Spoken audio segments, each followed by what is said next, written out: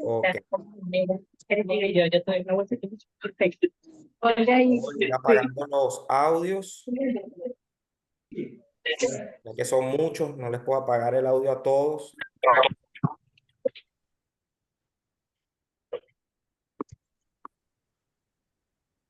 Ok, perfecto.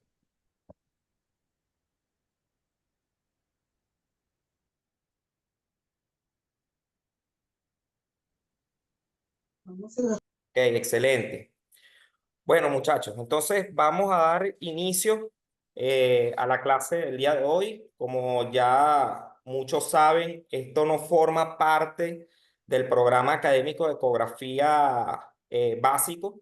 Sin embargo, el propósito de esto es que ya vayan teniendo cierto conocimiento en lo que respecta a la ecografía ocular. Hoy en día se sabe que la ecografía ocular es un estudio muy poco explotado, muy poco conocido por el gremio de ecografistas, por el gremio de radiólogos. Por favor, apagar los audios. Glener Guatache.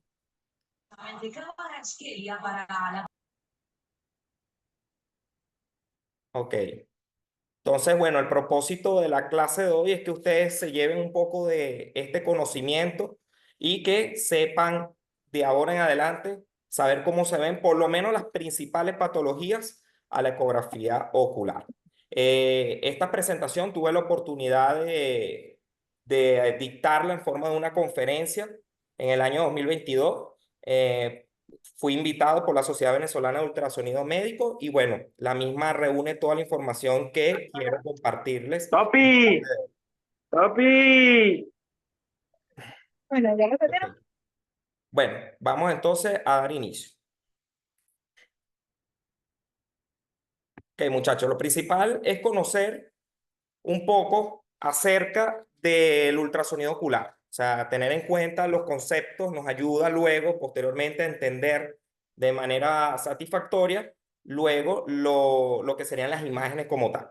Entonces vamos a empezar definiendo la ecografía ocular como una herramienta útil, ¿ok? De bajo costo, es accesible y muchas veces es la primera línea de elección para el diagnóstico de la patología ocular. Debemos tener en cuenta que no es invasiva, es indolora, es decir, es inocua, y aparte de eso te va a permitir mucha información que hoy en día ha estado limitado principalmente por este obstáculo que es la inexperiencia y es la falta de conocimiento en este campo. Debemos tener en cuenta que, bueno, a mí me gusta denominarlo el fondo de ojo del siglo XXI porque es un estudio que te permite valorar mucho más allá y que no tiene limitaciones. Hay que recordar que el fondo de ojo, cuando el paciente tiene catarata, tiene una hemorragia a nivel del humor vítreo o tiene alguna opacidad del cristalino en general, el fondo de ojo tiene limitación.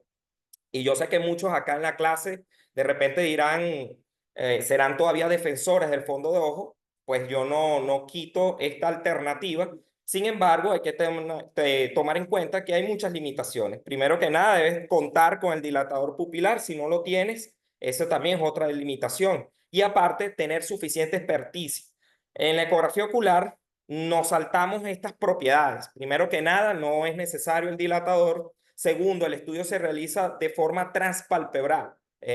Nosotros le pedimos al paciente que cierre el ojo, o mejor dicho, cerrar el párpado, y él mismo te va a permitir colocar el transductor encima con una bondadosa capa de gel y te va a permitir el abordaje ecográfico del mismo. Algo súper sencillo y muy fácil de determinar. Lo que suele ser un poquito complejo son los diferentes hallazgos o las diferentes entidades que vamos a ir reconociendo, pero que en la tarde de hoy sin duda se los voy a ir explicando para que ejerciten y sobre todo discutamos los casos clínicos. Es importante tener en cuenta que no solamente la ecografía ocular te permite el estudio del ojo, sino también el estudio de la vasculatura. Y hay que recordar que el ojo es uno de los órganos pues, que nos permite valorar patologías sistémicas. Muchas veces esas patologías sistémicas se manifiestan a nivel del globo ocular. Ejemplo, la diabetes mellitus, ejemplo, la hipertensión arterial sistémica, la tuberculosis, infecciones también como el VIH, entre otras autoinmunes como el lupus eritematoso sistémico, nos permite de alguna manera valorarla a través de la vasculatura retrovulvar. Entonces, fíjense que es bastante diverso y nos ofrece bastante conocimiento desde ese punto de vista y sobre todo valores diagnósticos que tienen un gran acercamiento a lo que nosotros estamos buscando. Entonces, tener en consideración eso nos lleva entonces a pensar que es una de las técnicas que son muy poco conocidas, eso sí, no hay discusión, pero que hoy en día se ha integrado cada vez más en el terreno del médico radiólogo. Y con eso no estoy diciendo que abandone el terreno del oftalmólogo, pero muchas veces, ya sea porque el oftalmólogo no cuenta con el aparato, no cuenta con el conocimiento para realizar este tipo de ecografía, entonces toma mucho más auge desde el punto de vista del ecografista. Ahora bien, hay que tener en cuenta que la ecografía ocular que yo el día de hoy les voy a enseñar es una ecografía ocular al modo B. ¿Qué quiere decir el modo B o modo bidimensional? Que lo vamos a estudiar es a través de un ecógrafo que nos va a permitir valorar el modo B, el modo Doppler y el modo espectral. Existe otro tipo de modos a la ecografía ocular, como lo es el modo A, pero este sí lo dejamos mucho más al oftalmólogo porque mide más que todo refractibilidad y sobre todo en aquellos pacientes que vayan a someterse luego a una cirugía de catarata y al implante obviamente de un lente intraocular. Entonces, las indicaciones principales que aquí vamos a conseguir, yo se las resumo en 4 bloques que vamos en la tarde de hoy a abordar. La primera y la más importante sería la opacidad del cristalino. Fíjense que no les estoy llamando en ningún momento catarata, porque no es solamente la catarata la que opaca el cristalino, ya después vamos a ir viendo cuáles otras. Un ratico, mientras viene el abuelo. Muchachos, si pueden ir apagando el audio, sería lo ideal para que no No, interrumpa no la se me clase. escucha. Daniela Rivero. Ok. Entonces, el segundo bloque vendría siendo las patologías del vitrio. En esta patología del vitrio vamos a hablar de degeneración de vitrio y también los desprendimientos de membrana. Muchas veces les va a llegar a ustedes estos 2 primeros bloques como los principales. Doctor, tengo catarata, vengo principalmente por una ecografía ocular con el propósito de que me van a operar y el oftalmólogo me lo pide principalmente no para el diagnóstico de la catarata, porque ya eso incluso el mismo examen físico, el oftalmoscopio ya se sabe, sino para determinar que no exista ningún tipo de desprendimiento de membrana, específicamente desprendimiento de retina, porque de nada vamos a hacer operando el ojo y colocando un lente intraocular si hay una alteración o una retinopatía. Las otras son las patologías del vitrio. Si hay una degeneración de vitrio, lo podemos ver, pero principalmente reconocer si es una degeneración de vitrio, si es una hialosis asteroidea, si es principalmente hemovitrio o una vitreitis, son patologías del vitrio, es verdad, pero las 4 se comportan de diferentes maneras. Una de las características principales son los movimientos al globo ocular. Si yo le pido al paciente que realice movimientos de derecha a izquierda, de arriba hacia abajo, yo voy a observar que esos ecos que se ven dentro del humor vítreo se van a mover. Y esa movilidad o esa intensidad en ese movimiento nos va a permitir el diagnóstico. Otro es el desprendimiento de membranas. Si bien es cierto, les acabo de mencionar que el desprendimiento de retina es uno de los más temidos, obviamente la emergencia principal que debemos diagnosticar en el momento. También existe otro tipo de desprendimiento, como es el desprendimiento de vitrio o como lo es el desprendimiento de coroides. Hoy vamos a estudiar los 3 y obviamente las morfologías con las que se ve cada uno de ellos. Otra de las indicaciones son las vasculopatías, sobre todo cómo se ve un glaucoma. Podemos diagnosticar glaucoma, aunque no lo crean, a través del Doppler ocular. Podemos también diagnosticar neuritis isquémicas, podemos diagnosticar hipertensión arterial, en fin, varias patologías No, se estaban yendo, estaban recogiendo. Laura fue. con el Ya me Doppler dice, pregúntale hacia podemos observar. adentro. Ya yo me estoy viendo. Ustedes están, y La entonces doctora fuimos. Nadesca Bustamante, 4 por subimos. favor, apagar los No, ya audios. estamos recogiendo. Y luego vendría el trastorno de agudeza visual, que también la ecografía ocular nos brinda bastante información sobre si por lo menos es miopía o es hipermetropía. Generalmente esos dos diagnósticos principales, las neuropatías ópticas, los tumores, también forman parte de las indicaciones principales en el estudio de la ecografía ocular. Ok. Entonces, bueno, vamos a principalmente hablarles acerca del protocolo. El protocolo, primero que nada, yo debo tener en cuenta un abordaje clínico. Si yo no le pregunto al paciente, si yo no interrogo, si yo no sé ni siquiera cuál es el nombre y apellido del paciente, ni cuáles son sus antecedentes personales, muy difícilmente se nos hará llegar a un diagnóstico más preciso. En ecografía ocular es muy importante esto porque si nos orientamos solamente al estudio por imagen y olvidamos la anamnesis, podemos cometer fallos diagnósticos. Y hay que recordar que esto no solamente va dirigido a un oftalmólogo, van a otros especialistas. El anestesiólogo te puede indicar una ecografía ocular, el neurocirujano te lo puede indicar, el ginecobstetra también lo puede indicar, el médico oftalmólogo como tal. Todos forman parte esencial de la indicación de la ecografía ocular. Por lo tanto, todo lo que nosotros vayamos a colocar debe tener un adecuado abordaje ecoclínico. Lo segundo es el transductor. El transductor que nosotros utilizamos, primero que nada, como ya les digo, el ecógrafo es el equipo con el cual nosotros nos debemos familiarizar porque es el que nos va a permitir la obtención de las imágenes, ¿ok? Esas imágenes se obtienen a través de un transductor que no es más que otra extensión de ese mismo ecógrafo que va a colocarse directamente sobre el párpado para nosotros poder valorar lo que sería el globo ocular. Luego vendría el modo B. Como les digo, el modo B es más sencillo porque es la escala de grises. Es ver la imagen, ya no se preocupen que ya después vamos a ir colocando ejemplos, del globo ocular anatómicamente hablando, porque principalmente vamos a valorar sus estructuras sin el flujo Doppler color. Luego vendría el Doppler color, que es cuando yo le coloco la caja que va a abarcar directamente a las estructuras vasculares. Finalmente, después de colocar el Doppler color, vendría concluyendo lo que sería el Doppler espectral, que no es más que el análisis de onda de ese vaso que yo estoy explorando. Cuando yo estoy estudiando la vasculatura retrovulvar o retroocular, vamos a principalmente encontrar a la arteria oftálmica, a la arteria central de la retina y a las arterias ciliares posteriores, ya sean cortas o largas. En algunas literaturas describen que es importante también valorar la arteria lagrimal. Si bien es cierto, hay pocos autores que recomiendan, ya que, bueno, principalmente son los índices de resistencia lo que se valoran y al final no aportaría tanto.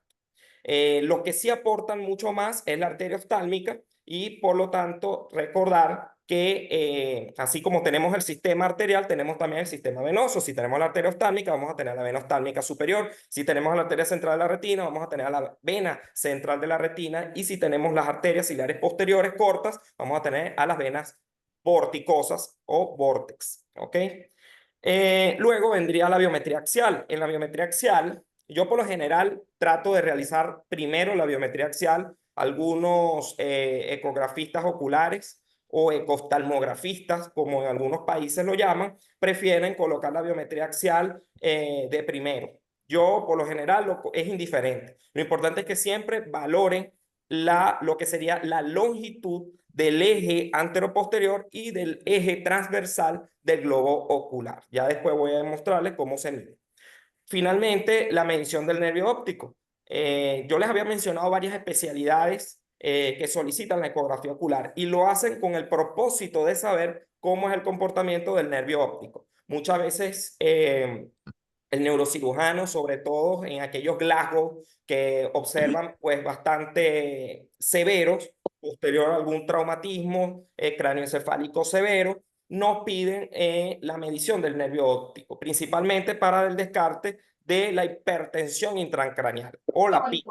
Esa presión intracraneal tiene que nos permiten a través de la ecografía ocular determinar principalmente. Muchachos, por favor, apagar el audio. Silvi. Ok. En la medición del nervio óptico, como les estaba comentando, también tiene una importante valoración en el campo de la ginecobstetricia, porque a través de las mediciones de la arteria oftálmica podemos inclusive conseguir hallazgos importantes en preeclampsia. El anestesiólogo muchas veces también te lo puede solicitar, el neurólogo pediatra en el caso de algún pacientico con papiledema, también el oftalmólogo en el caso de algún niño con retinoblastoma. En fin, hay diferentes tipos de hallazgos que podemos conseguir, y no solamente el retinoblastoma intraocular, sino también algún tumor que infiltre directamente a la vaina del nervio óptico. Con esto les estoy mencionando el meningioma, así como les estoy mencionando el schwannoma, son algunas de las lesiones tumorales que podemos conseguir en el nervio óptico. Entonces, fíjense que hoy en día es un campo de estudio bastante diverso, bastante importante, en donde he conocido pues muchísimos profesionales que utilizan el nervio óptico como método de investigación para sus tesis, para sus proyectos de investigación, y me han tomado en cuenta para conocer el análisis de qué es lo que realmente necesitan saber en el protocolo del nervio óptico. Hoy también vamos a hablar un poquito del mismo, haciendo énfasis en lo que más me importa que ustedes sepan. Y finalmente el diagnóstico, que es al fin de cuentas lo que todos necesitamos saber, a donde todos necesitamos llegar para ofrecerle al paciente obviamente la mejor conducta y tratamiento. Ok, muchachos. Entonces continuamos con algunas imágenes. Para los que no conocen el ecógrafo, fíjense cómo se observa las características que siempre debe tener en cuanto a la fotonología. Evidentemente, todos esos protocolos y todas esas características que van a conseguir en un ecógrafo, yo se los voy a dar próximamente cuando iniciemos el programa de ecografía básica, ¿ok? Un programa diseñado para ustedes donde vamos a conseguir y todas las competencias necesarias que se requieren para poder comenzar a realizar las ecografías. Bueno, son algunos ejemplos. Entonces, bueno, siempre es importante hablar de la anatomía cada vez que nosotros vamos a iniciar cualquier seminario per se. En este caso, el globo ocular, yo necesito que ustedes sepan principalmente que está conformado por varias estructuras, ¿no? Estas estructuras denominadas capas las vamos a dividir dependiendo de qué tan superficial y dependiendo de qué tan profunda se encuentre. La más externa estaría conformada por la córnea y la esclerótica, un limbo esclerocorneal que permite establecer la superficie del globo ocular.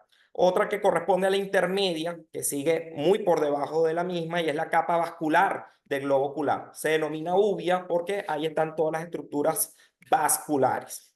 Luego vendría la capa interna. Fíjense que está formada por la retina, donde se encuentran los fotorreceptores, nada más y nada menos. Por eso desde ella está, digamos, la continuidad directa con lo que sería el sistema nervioso central, porque la misma, a través de todas esas fibras, permite de alguna manera un acercamiento próximo a cómo se encuentra la...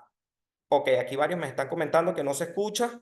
Si hay alguno que me dice que si se escucha, por favor, notificar.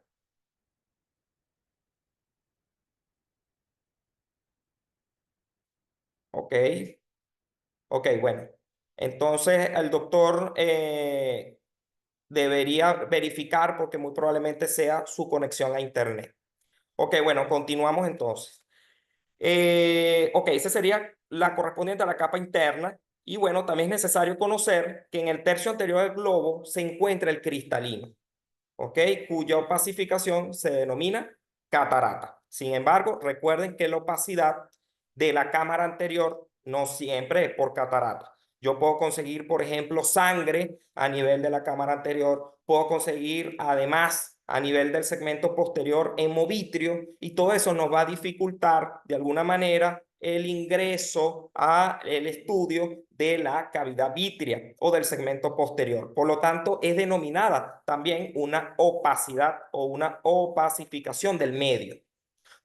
Estas estructuras definen una serie de espacios ocupados por líquidos. Ya sabemos que el globo ocular pues, es un sistema, me atrevo a decir, completamente perfecto desde el punto de vista circulatorio porque por el mismo drena y reabsorbe los diferentes líquidos que en él se encuentran. Uno de ellos es el humor acuoso y el otro es el humor vítreo. Entonces, muchos me preguntarán, ajá, doctor, y entonces, ¿cómo se ve a la ecografía? ¿Qué es lo que nos interesa? Bueno, aquí tenemos una representación esquemática de lo que sería un globo ocular. Fíjense que aquí se puede observar estructuras muy grandes. No, aquí no les estoy hablando a fines de detalle, sino a grosso modo, cómo lo son la córnea, cómo lo es el iris. Y fíjate que entre la córnea y el iris vamos a conseguir este espacio que vemos acá que corresponde a la cámara anterior y luego entre el iris, el cristalino aquí denominado lente, también así lo podemos denominar, estaría la cámara posterior. Estas cámaras conforman el anterior. Esto es necesario, muchachos, que lo sepan, que lo reconozcan, porque forma parte de la y que de alguno u otro modo ustedes van a tener un plus, van a tener una ventaja al momento de observar a la ecografía ocular algún tipo de detalle que necesitemos buscar.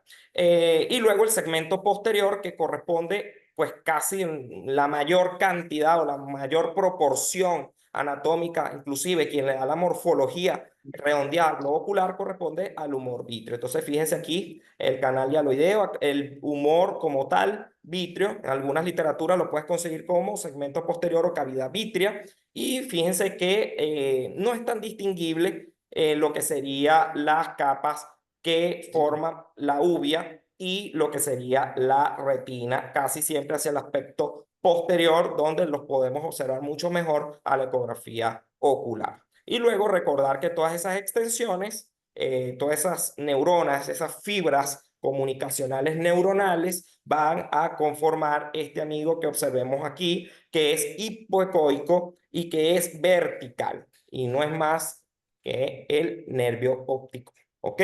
Es importante siempre observarlo conjuntamente con el globo ocular. Es importante también observar lo que es la grasa retroocular. Y aquí fíjense que les traigo esta imagen pues un poquito más diferenciada para que así lo puedan ubicar mucho mejor en lo que sería la ecografía directamente hablando, que sería en este caso la córnea, aquí estaría la cámara anterior, lo que ya les había mencionado, aquí la cámara posterior muy poco distinguible, pero sí se logran ver los cuerpos ciliares, ¿ok? Del anillo de zinc, recordar que ahí se sostiene de alguna u otra forma el cristalino, que sería esta imagen que observamos acá.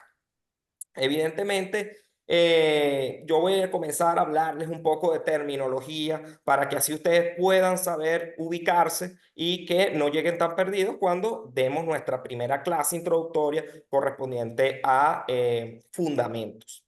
Esto correspondería a todo lo que ustedes vean oscuro o negro a un componente anecoico.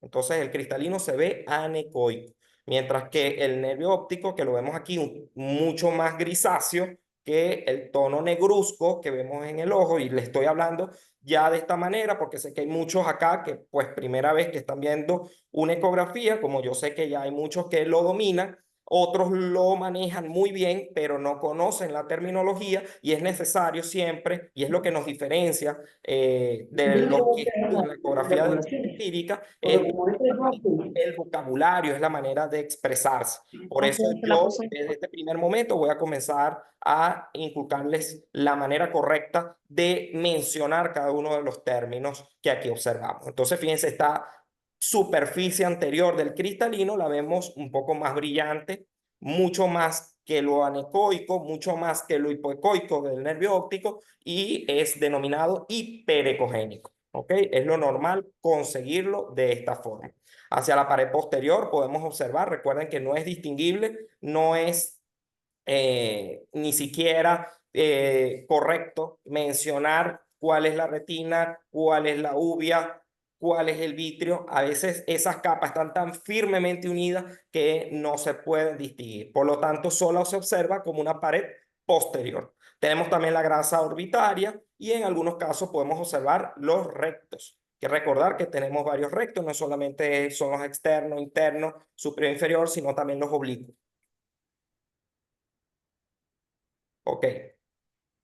Ahora bien, ¿el globo ocular solamente se compone del ojo y ya? ¿No vamos a estudiar más nada? Pues no. Tenemos también que conocer la anatomía vascular. Cuando hablamos de la anatomía vascular, ya les había mencionado algunos de los vasos propios que vamos a estudiar, pero principalmente hay que reconocer que son rama directa de la carótida interna. Por lo tanto, de allí nace lo que sería la arteria oftálmica, nuestra principal arteria a explorar cuando estamos en la valoración del Doppler.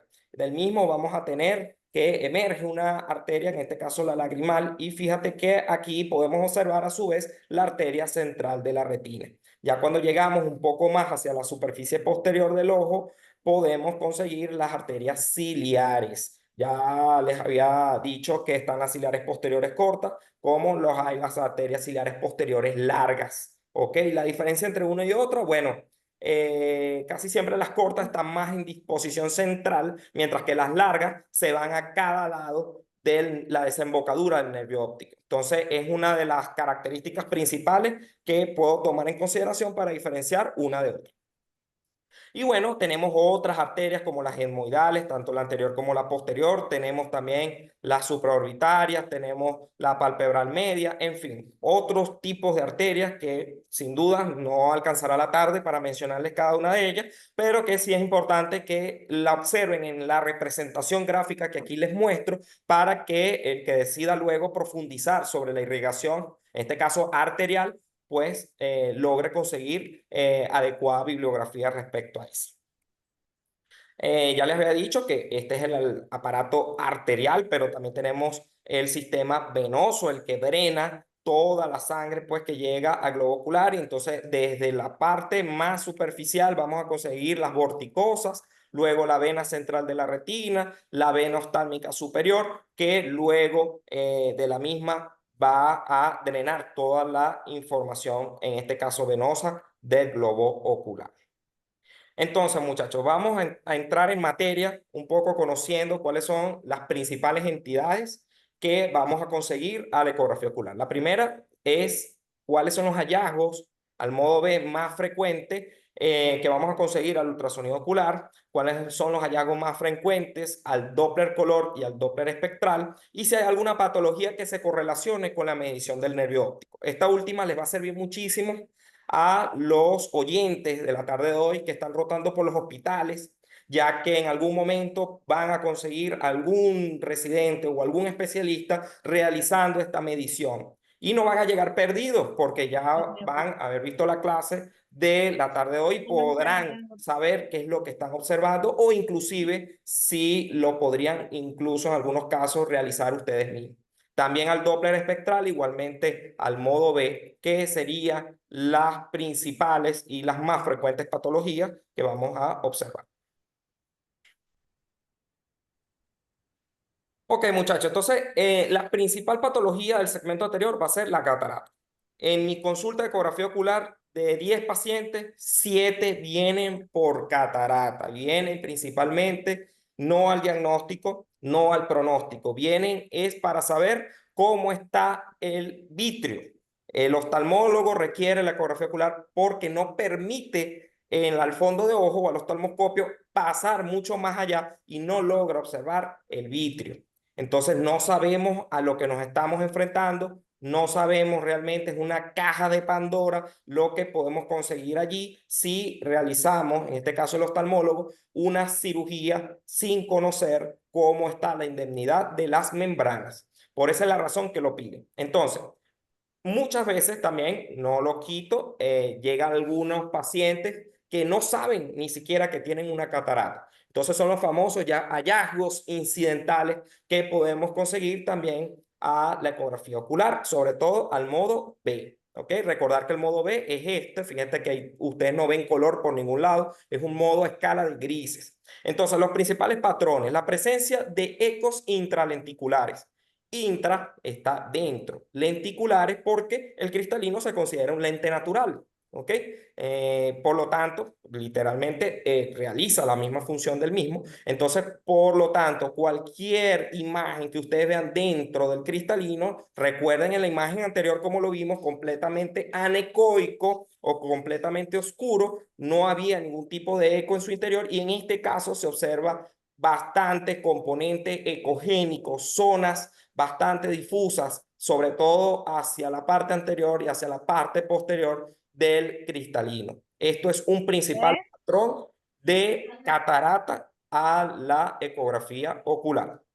Otra es el aumento de la cogenicidad de forma difusa y otra es el engrosamiento de la superficie. Fíjense que en este caso yo les traigo las dos modalidades porque en este no se observa que haya muchos ecos intralenticulares, pero sí se observa un engrosamiento y, por cierto, bastante irregular de la superficie anterior y de la superficie posterior del cristalino. Por lo tanto, estos son hallazgos de alta especificidad, de alta sensibilidad para el diagnóstico de una catarata.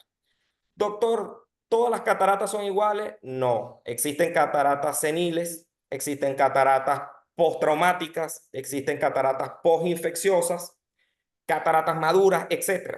Todas las cataratas no hay manera de diferenciar una de otra la ecografía, pero sí es importante que al interrogatorio ustedes logren llegar lo mejor que puedan al diagnóstico, mucho más colocándole el apellido a la palabra catarata. Ahora vamos a hablar un poquito acerca del desprendimiento de membrana. Muchachos, es importante tener en cuenta algo antes de arrancar la clase de desprendimiento de membrana, es que me queda aproximadamente 2 minutos y 50 segundos. Al terminar la primera sesión, yo abro una nueva sesión. Va a ser con el mismo enlace que les envié por el grupo, la misma clave, el mismo link o usuario, y del mismo ustedes van a poder ingresar nuevamente y dar continuidad. Eso para que tengan en cuenta por si me dejo de escuchar, ya saben que hay una continuación en una siguiente sesión. Entonces, bueno, aquí conseguimos principalmente entre los desprendimientos de membrana, el desprendimiento de vitrio. ¿Ok? El desprendimiento de vitrio siempre te va a llegar el paciente refiriéndote que ve moscas flotantes. Inclusive, si logran ver una pared blanca o un espacio blanco, van a lograr identificar que se mueven muchas imágenes puntiagudas, puntiformes, de diferentes morfologías y tamaños, y eso se le denomina miodesopsias. Es también llamado moscas flotantes. Y esto ocurre principalmente porque hay gelatina desprendida en el humor vitrio. Esa gelatina es por vitrio, ¿ok? Entonces, lo primero que vamos a tener en cuenta es que es una fina línea, mírenla aquí, con el puntor, ¿ok? Láser, yo les puedo ir señalando esta fina línea, es lineal, si se fijan no adopta ningún tipo de morfología, sino literalmente una línea, inclusive bicóncava, o cóncava, mejor dicho, cruza la papila, si aquí debajo conseguimos la papila, la misma la cruza, y el antecedente patológico personal, muy importante para el diagnóstico. Tenemos otro de los desprendimientos de membrana, esta vez obedece a disculpen, al desprendimiento de coroides, y el desprendimiento de coroides es mucho más grueso. Si se fijan, no es lo mismo este grosor de esta membrana al grosor de esta que observamos acá. Algunas literaturas lo describen como forma de beso. Yo sinceramente nunca le he conseguido la morfología de beso, pero es biconvexa hacia la región interna del globo ocular. Entre los antecedentes patológicos personales importantes, la cirugía reciente es uno de los más frecuentes, pero también el desprendimiento de coroides lo podemos conseguir en procesos inflamatorios y también traumatismo, sobre todo traumatismos muy severos directos al globo ocular. Y luego el más importante, que es el que yo quiero hoy que sepan, porque al momento que vean una imagen así, ustedes inmediatamente tienen que reconocerlo como un desprendimiento de retina. La retina solo cuenta horas para nosotros poderla recuperar, porque si no, básicamente es la primera causa de ceguera. Entonces es importante tener en cuenta el tiempo de evolución de esa retina y cómo es la morfología de la misma para saber si es parcial o es total. Entonces, si es aguda,